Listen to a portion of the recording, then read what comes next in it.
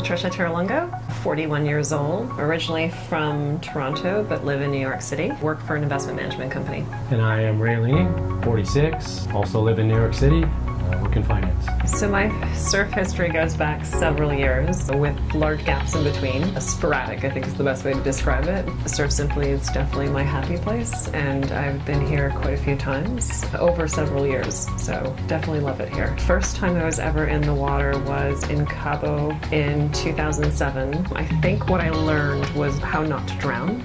So I don't know how much surfing was involved, but absolutely love being in the water. Love the challenge. I came here with zero experience surfing, knew nothing about it, didn't even know surfboards came in different lengths. Patricia, she said, came here a number of times and raved about it, and I thought, hey, if I'm going to learn to surf, this seems like the perfect place to do it. Came here, got hooked up with great coaches, and I said, look, I don't know anything about it, so I may as well listen to what you said and go try that. So that worked out beautifully. I had an awesome week. I am primarily a runner, so I run a lot of miles every week, and I assume that gives me good cardio, which I kind of was hit and miss this week on cardio. It's a completely different type of thing. But I've done snowboarding, I've skied, wakeboarded, a number of other things, so I thought surfing can't be that far removed from that, and I felt like I was in good shape to be able to take it on and go give it a try. And you didn't realize just how much upper body was involved in surfing.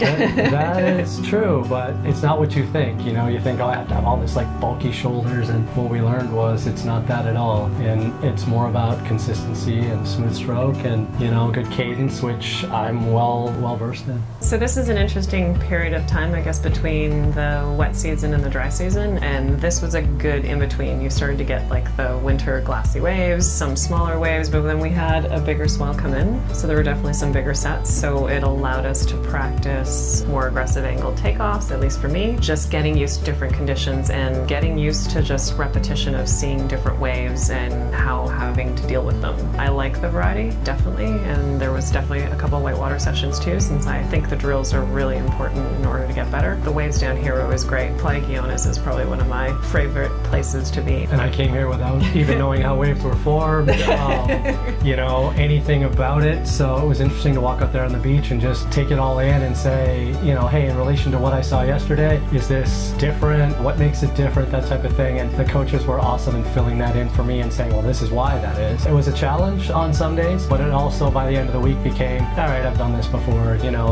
okay, so it's a foot higher, whatever, let's go.